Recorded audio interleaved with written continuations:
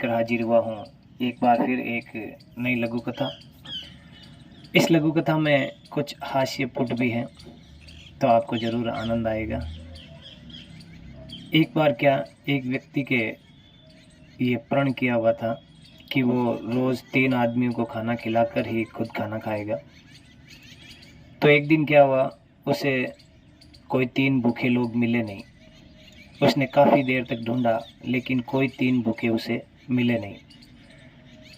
तो वो थक हार के दोपहर को घर आ गया कि अब क्या करें, कैसे खाना खाएं। यदि 3 आदमियों को खाना खिलाए बगैर खाना खाएं तो उनका प्रण टूट जाए, और 3 भूखे आदमी उनको मिले नहीं थे, तो करे तो क्या करें।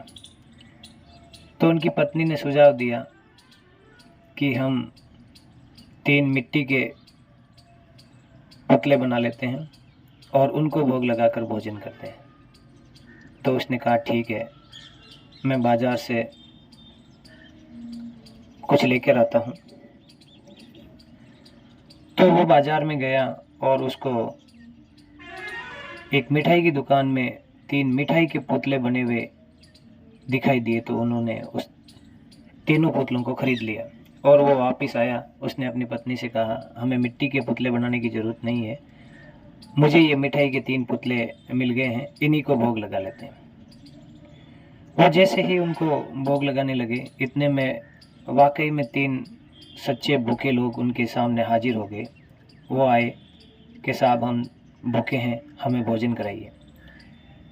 तो उस व्यक्ति को बहुत खुशी हुई कि जो वो चाहते थे वैसे लोग उनको मिल गए। तो उसने अपनी पत्नी से कहा कि आप खाना बनाओ, मैं इनके लिए बाज़ार से कुछ और चीज़ें लेके आता हूँ। तो वो व्यक्ति बाज़ार चला गया और उसकी पत्नी रसोई घर में खाना बनाने लगी।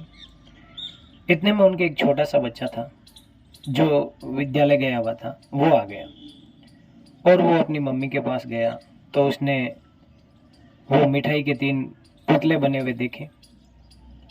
तो उसने कहा, मम्मी ये आदमी कितने सुंदर है, एक तो मैं खाऊंगा। तो उन तीनों आदमियों को ये बात सुनाई दी। उस बच्चे ने कहा था, मम्मी देखो ये तीनों आदमी कितने सुंदर हैं, मैं इनमें से एक को खाऊंगा। तो उन आदमियों को लगा कि ये हमारी बात कर रहे हैं कि एक को खाऊंगा। इतने में उसकी मम्मी ने कहा, ठीक है बेटा, अभी तो मैं खाना बना रही हूँ, एक आप खा लेना, एक मैं खा लूँगी और एक को आपके पापा जी खा लेंगे।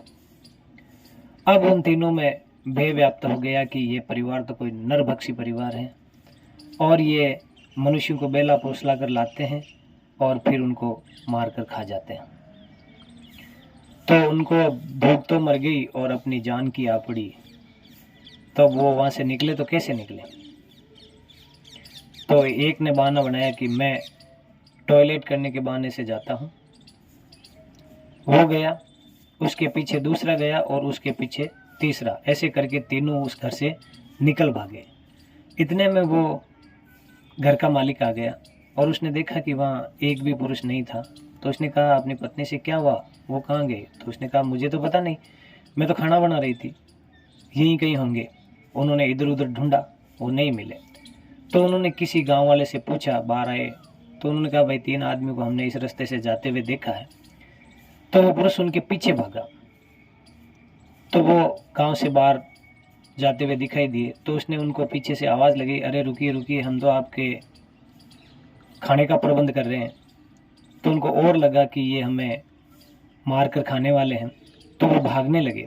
तो वो उनके पीछे भागा और वो तीनों आगे भागे। तो इनकी भागम भाग को देखकर गांव वाले भी उनको देखने लगे और गांव वालों ने उस गांव वाले का साथ दिया और उन तीनों को भागकर पकड़ लिया। फिर उसने कहा, यार आप भाग क्यों रहे हो, हम तो आपके खाने का प्रबंध कर रहे हैं, आपके भोजन की व्यवस्था कर रहे हैं। तो उसने कहा, नहीं, हमें आपके घर भोजन नहीं करना, हमें माफ़ कर दो और हमारा जीवन बख्श दो। तो उसने कहा, यार जीवन बख्शने वाली क्या बात हो गई, हम तो आपको खाना खिला रहे हैं।